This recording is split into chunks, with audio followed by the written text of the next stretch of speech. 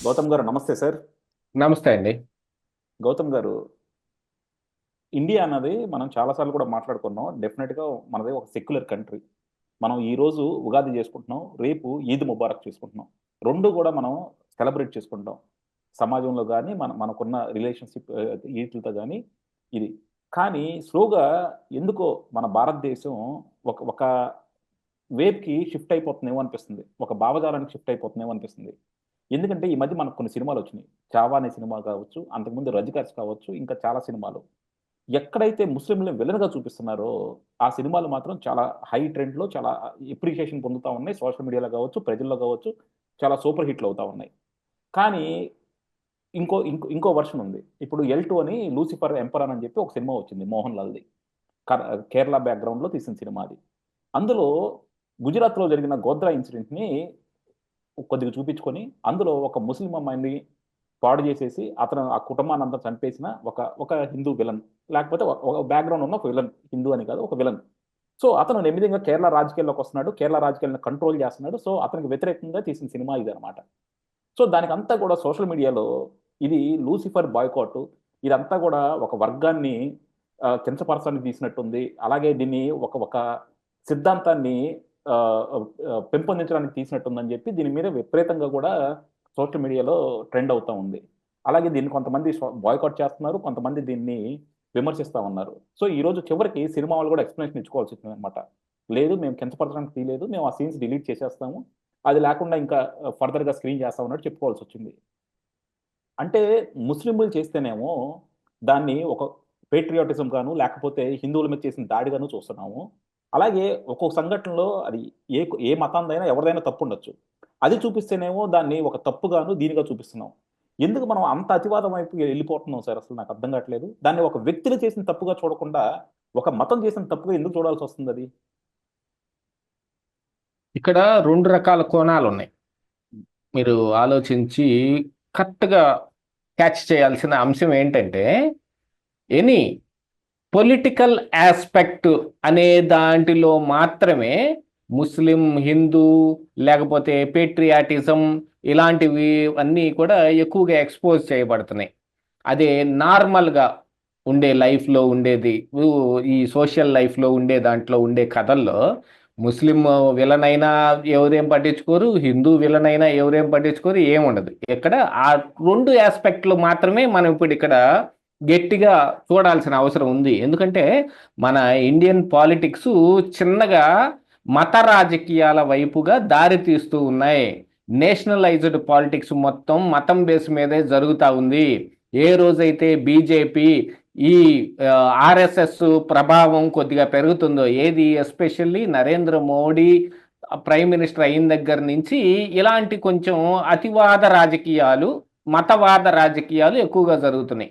దానికి ముందు మరి ఆ ఈ ఎల్కే అద్వానీ రథయాత్ర చేసినా పెద్దగా ఎవరు ఏమి ఈ కోణంలోకి ఎక్కువగా కొంతమంది మితవాదులు మాట్లాడుండొచ్చు, ఎవరైనా అంతే మాట్లాడారు తప్ప ప్రజల్లో అది అలాంటి రకమైన చర్చ ఏం జరగలేదు.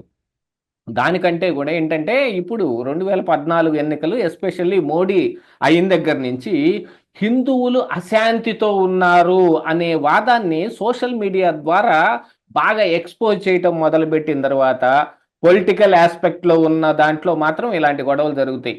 మిగతా 100 సినిమాలు వస్తున్నాయండి. 100 సినిమాల్లో విలను క్రిస్టియన్ అయి ఉండవచ్చు, ముస్లిం అయి ఉండొచ్చు, హిందూ కూడా అయి ఉండొచ్చు. అందులో అతను ఒక పాస్టర్ అయి ఉండొచ్చు, లేకపోతే ఒక మౌలా అయి ఉండొచ్చు, లేకపోతే ఒక స్వామీజీ కూడా అయి ఉండొచ్చు. విలన్ ఎన్ని సినిమాలు రావటం లేదండి? ఏం ఆ, ఒక స్వామీజీని విలన్ గా చూపిస్తూ సినిమాలు ఏం రాలేదా? అప్పుడేం జరగలేదే అశాంతి? ఇదేంటంటే ఒక ఈ పొలిటికల్ ఆస్పెక్ట్లో వాళ్ళు ఎక్కువగా ప్రచారం చేస్తారు. ఇప్పుడు పాలిటిక్స్లో ఈ సోషల్ మీడియాని విపరీతంగా వాడే సంస్కృతిని తీసుకొచ్చింది మరి నరేంద్ర మోడీయే కదా. ఈ సోషల్ మీడియాలోనే ఎక్కువ అశాంతి రేగుతుంది. ఇలా రేగుతున్న ఈ అశాంతిని మనం కౌంటర్ చేయటం కోసం అని చెప్పి కొంతమంది లెఫ్టిక్ ఆస్పెక్ట్స్ ఉన్న వాళ్ళు కూడా కొంచెం ఎక్కువగా అతివాదానికి వాళ్ళు కూడా వచ్చారు. దీనికి రిటార్ట్ ఇస్తున్నాం అన్నట్టుగా వాళ్ళు కూడా ఇదే రకమైన ప్రచారం జరుగుతుంటే ఇక అశాంతికి ఏమవుతుంది, ఆజ్యం పోసినట్టు అవుతుంది. అంతే తప్ప ఇందులో ప్రజల మధ్య అశాంతి వచ్చింది అనేది మాత్రం అవాస్తవం. మా చిలకలూరిపేటకి అత్యంత సమీపంలో ఉన్న కోటప్పకొండ తిరునాళ్ళకి ఎంతమంది వెళ్ళరని చెప్పండి? ఆ చుట్టుపక్కల గ్రామాల్లో ఉన్న ముస్లింలు మొత్తం ఆ తిరునాళ్ళకి వెళ్తారు. కడప వెళ్ళరా? దర్గాకి కడప దర్గాకి అట్లాగనే కడప దర్గాకి వెళ్తారు. ఇంకా విచిత్రమైన విషయం ఏంటంటే గుంటూరులో మస్తానయ్య దర్గా ఉంది. దానికి ధర్మకర్తలుగా హిందువులే ఉంటారు. అక్కడ ఉరుసు చేస్తారు. హిందువుల ఆధ్వర్యంలో ఉరుసు నడుస్తుంది అక్కడ. మస్తానయ్య అనే పేరు ఎందుకు వచ్చింది చెప్పండి? అయితే మస్తాన్ ఉండాలా, లేకపోతే బంగారయ్య ఉండాలా? రెండు కలిసి మస్తానయ్య ఎందుకు అవుతుంది? ఒక ఒక దర్గా దగ్గరికి వెళ్తే పుట్టాడు అనే ఒక పేరుతోటి మస్తానయ్య వచ్చింది. అట్లాగనే హిందువుల్లో కూడా మాబు సుబాని అనేది మా మా దగ్గరలో ఇంకొక దర్గా ఉంది. ఆ అక్కడికి వెళ్తే పుట్టారని చెప్పి మాబు సుబాని అని పేరు పెట్టుకున్నారు. మస్తానమ్మ పేర్లు, మాబు సుబాని పేర్లు హిందువుల్లో లేవా? ఉన్నాయి. హిందువుల్లో ఎక్కడ అశాంతి లేదు. తిరునాళ్ళకి వెళ్తున్నారంటే ఆడ రికార్డింగ్ డ్యాన్సులు జరుగుతాయి, చూడటానికి వెళ్తున్నారని చెప్పే వాళ్ళు కూడా చాలా మంది ఉంటారు. అది దానికంటే కూడా కొండ మీదకి వెళ్ళే వాళ్ళని కూడా నేను 100 మందికి పెంచే చూపించగలుగుతాను. అది ఒక సంస్కృతిలో భాగంగానే ఉంటది. ఇప్పుడు ఆ రోజు మొత్తం మనం తిరునాళ్ళకి వెళ్ళటము ఇదంతా ఎందుకు వచ్చిందండి? ఒక ఆ రోజు ఫుల్గా నైట్ జాగారం చేయటం అనే దానికోసం వచ్చింది. వాళ్ళకేమి జాగారం చేయటానికి వాళ్ళకేం పని పట్టింది? వాళ్ళు కూడా వచ్చి అక్కడ మనతో పాటు కలిసి వెళ్తారు. ఇప్పుడు మన పెళ్ళైతే మన ఊర్లో ఉన్న ముస్లింలు ఎవరు భోజనానికి రారా అండి? ఆ అలాగే సార్. ముస్లింల పెళ్ళైతే మనం ఎవరు వాళ్ళ దానికి వెళ్ళట్లేదా? అలా కాదు. ఈరోజు ఈద్ ముబారక్. ఈద్ ముబారక్కి ఎంతమంది ముస్లిం ఫ్రెండ్స్ మనకి మటన్ బిర్యానీ తెచ్చేవారు సార్?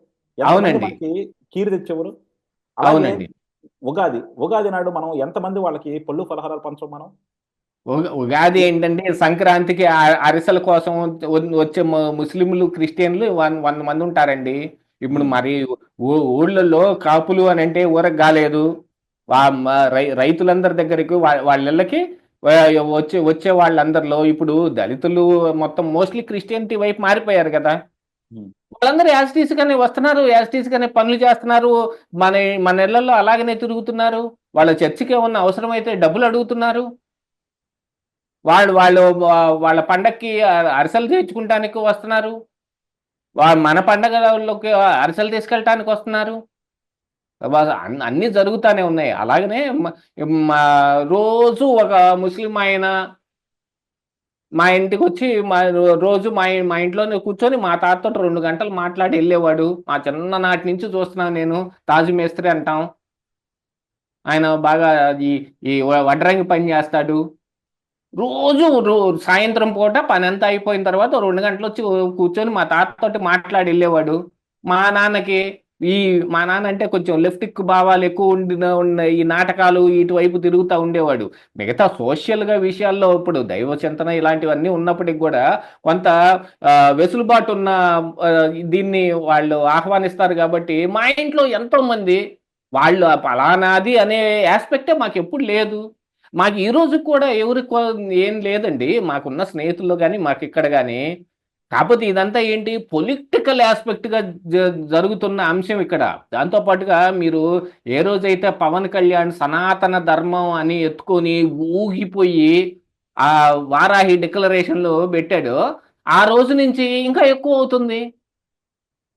ఎప్పుడో మాట్లాడిన పెరియార్ మాటల్ని మొన్న మధ్యన తీసుకొచ్చి పవన్ కళ్యాణ్ మాట్లాడితేనే ఇలాంటివి వస్తున్నాయి. ఇట్లాంటిది ఏంటంటే దక్షిణ భారతదేశంలో ఇంతవరకు ఎప్పుడు మతపరమైన రాజకీయాలు జరగలేదు.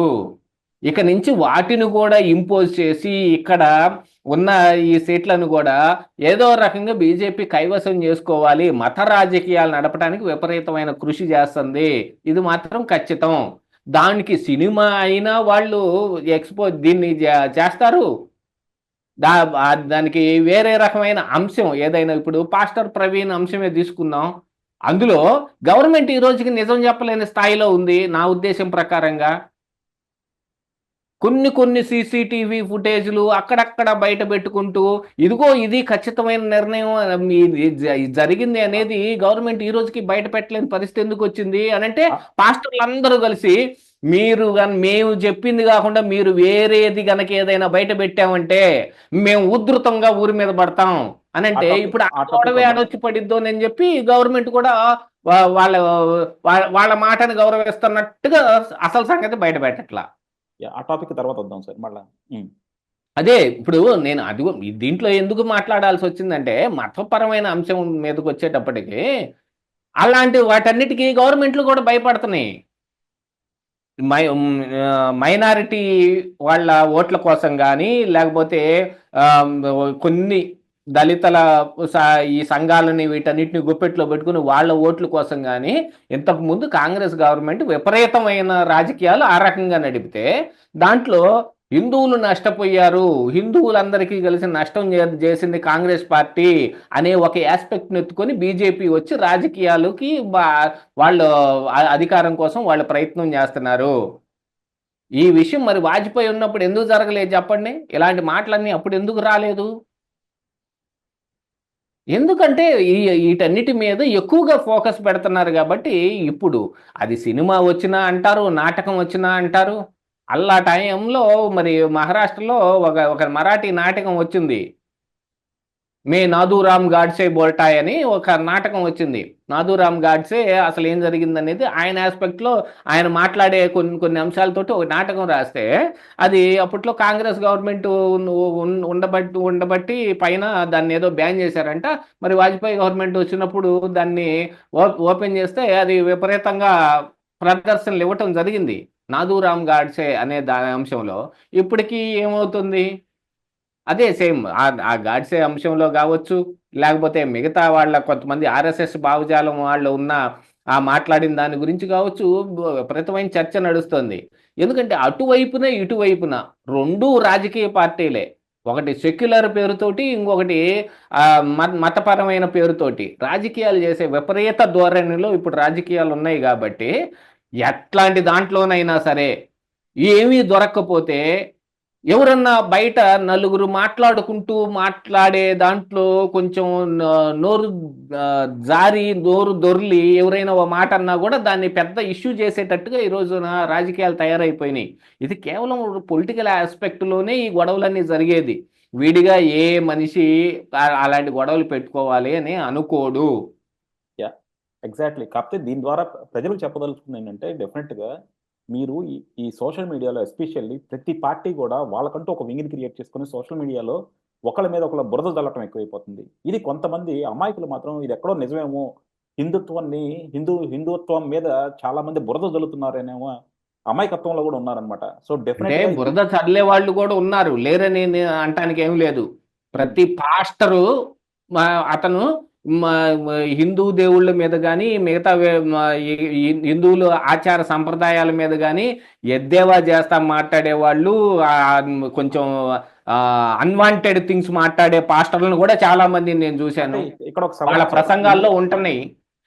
కానీ దాన్ని హిందువులు అంతగా పట్టించుకోని టైంలో పొలిటికల్ పార్టీస్ ఎక్కువగా పట్టించుకుంటున్నాయి. వాళ్ళ చేత మోటివేట్ చేయబడ్డ హిందూ సంఘాలు పట్టించుకుంటున్నాయి. అంటే ఇక్కడ ఇప్పుడు దాన్ని కూడా పొలిటికల్ గా వాడేస్తున్నారు. అంటే మీరు పాస్టర్లు అంటున్నారు. సో డెఫినెట్గా కొంతమంది పాస్టర్లు కొంచెం ఎగ్జాజరేటెడ్ కామెంట్స్ చేస్తా ఉన్నారు. But at the same time కొంతమంది హిందువులు కూడా చేస్తా ఉన్నారుగా. కొంతమంది హిందువులు కాదండి, ఇప్పుడు వాళ్ళు చేస్తున్నారు అని చెబితే వీళ్ళు చెయ్యట్లేదని నేను వీళ్ళని వత్తాసు పలుకుతున్నట్టు కాదు. అదే అంటే వీళ్ళు కూడా చేస్తున్నారు కదా, వీళ్ళు కూడా చేస్తున్నారు కదా అంటే వీళ్ళు చేస్తున్నారు కాదని నేను అంటలేదు. ఇప్పుడు ఎందుకని ఇప్పుడు పాస్టర్లు మాట్లాడే వాటన్నిటి మీద కొన్ని హిందూ సంఘాలు తిరిగి మాట్లాడుతూ మరి ఈ రోజున సోషల్ మీడియాలో చూసుకున్నామంటే కరుణాకర్ సుగ్గున అనే పేరుతోటి హిందూ శివశక్తి అనే పేరుతోటి కరుణాకర్ సుగ్గున, హిందూ జనశక్తి అనే పేరుతోటి లలిత్ కుమారు, అసలు ఏ శక్తి లేకుండా ఇండివిజువల్ పర్సన్ నేను అన్నట్టు ఆయన దాసు, ఆయన పేరు ఏదో ఉండాలి, ఒక ఆయన ఇష్కాను డివోటీ, వీళ్ళందరూ కూడా మాట్లాడటం లేదని నేనేం చెప్పటం లేదు. మాట్లాడటం లేదని నేనేం చెప్పటం లేదు. వాళ్ళు కూడా మాట్లాడుతున్నారు, వీళ్ళు కూడా మాట్లాడుతున్నారుగా. వాళ్ళు మాట్లాడుతున్నారని వీళ్ళు మాట్లాడుతున్నారు, వీళ్ళు మాట్లాడుతున్నారు తిరిగి వాళ్ళు మాట్లాడుతున్నారు. మరి అశాంతి ఇక్కడ ఎక్కడ రేగుతుంది? అక్కడే రేగుతుంది. దీన్ని అంతటిని మేనేజ్ చేస్తుంది ఎవరు? అది గుర్తుపెట్టుకోవాలి. పొలిటికల్ పార్టీస్ ఈ అంశాలను కూడా వాళ్ళు ఒక ఎజెండాగా పెట్టుకుని చేపిస్తున్నారు. ఇప్పుడు ఈ హిందూ సంఘాలు మొత్తం బీజేపీ అజెండాలో ఉంటాయి. ఇప్పుడు నేను చెప్పిన ఈ పాస్టర్లు వీళ్ళు కానీ, ఇట్లాంటి వీళ్ళు కానీ, క్రిస్టియన్ మిషనరీస్ వీళ్ళందరూ కానీ కాంగ్రెస్ ఆధ్వర్యంలో చేసేవాళ్ళు. వాళ్ళు చూడండి, ఎప్పుడు చూడండి మా బీజేపీ అంటే వాళ్ళు ద్వేషం కక్కుతానే ఉంటారు. వాళ్ళు బీజేపీ పార్టీని యాక్సెప్ట్ చేయగలిగే క్రిస్టియన్ కానీ ముస్లిం కానీ ఉన్నారా? ఇప్పుడు బీజేపీ కానీ కాంగ్రెస్ పార్టీ లోపాయికారిగా వాళ్ళకి మాత్రమే చేసిన చాలా అంశాలు ఉన్నాయి. అయినా కూడా హిందువులు యాక్సెప్ట్ చేశారు చూడండి. ఎందుకంటే మళ్ళీ అక్కడ ఒక మనకి స్వాతంత్రం తెచ్చిన పార్టీ అని కావచ్చు, గతం నుంచి ఉన్న పార్టీ అని కావచ్చు, అప్పటికి వేరే పార్టీ లేకపోబట్టి కావచ్చు, జనతా పార్టీ వచ్చినప్పుడు కాంగ్రెస్ని తీసి పక్కన పెట్టిన వాళ్ళు సమర్థవంతంగా రాజకీయం చేసి అధికారం నిలబెట్టుకోలేని పరిస్థితుల్లో ఉండొచ్చు. ఇప్పుడు మరి ఇటు సైడ్ ఎక్సెంట్రిక్గా వచ్చిన ఏది వాజ్పేయి తర్వాత ఉన్న బీజేపీలో ఈ నరేంద్ర మోడీ వీళ్ళు జరుగుతున్న అంశంలో కావచ్చు, ఇటు వీళ్ళు దీనికి అట్రాక్ట్ అవుతున్నారు, వాళ్ళు దానికి అట్రాక్ట్ అవుతున్నారు. అందరూ మానేయాలి కదా. మానేస్తే ఇదొక్కటే వీళ్ళొక్కటే మానేయటం కాదు కదా, వాళ్ళు కూడా మానేయాలి కదా. అందరూ మానేయాల్సిన అవసరం ఉంది ఇక్కడ. దీన్ని పొలిటికల్ ఆస్పెక్ట్గా మీరు టర్న్ ఆఫ్ చేయకుండా ఆపాల్సిన అవసరం ప్రతి ఒక్కళ్ళ మీద ఉంది. ఆ ఉద్దేశంతో నేను మాట్లాడుతుంది. ఇక్కడ బేసిక్గా ఇది మనకి ఎవరైతే ఇంకో మతాన్ని కించపరుస్తున్నారో, అది హిందువులు కావచ్చు, ముస్లిమ్స్ కావచ్చు, క్రిస్టియన్స్ కావచ్చు, అసలు వాళ్ళ మీద ఎందుకు యాక్షన్ తీసుకోరో నాకు అర్థం కాదు. వాళ్ళ మీద కనుక ఒక యాక్షన్ తీసుకుంటే, ఒక యూట్యూబ్ ఇంటర్వ్యూలో కావచ్చు, లేకపోతే సోషల్ మీడియాలో కావచ్చు, ఎక్కడైనా సరే వాళ్ళు ఇలా పక్కన ఇన్స్టిగేట్ చేసేటట్టు మాట్లాడుతున్నారంటే వాళ్ళ మీద ఒక నలుగురు మీద యాక్షన్ తీసుకుంటే ఐదో వాడు మాట్లాడతారు. కానీ ఎందుకో దాని మీద కూడా లిబరల్ గానే ఉన్నారు మన వాళ్ళు. అంటే యాక్చువల్గా ఒక రకమైన ఇక్కడ ఏం జరుగుతుంది అని అంటే, గవర్నమెంట్ చాలా విషయాలని తెలుసు కూడా తెలియనట్టుగా మెదలకుండా ఉంటున్నారు. అదేలేండి.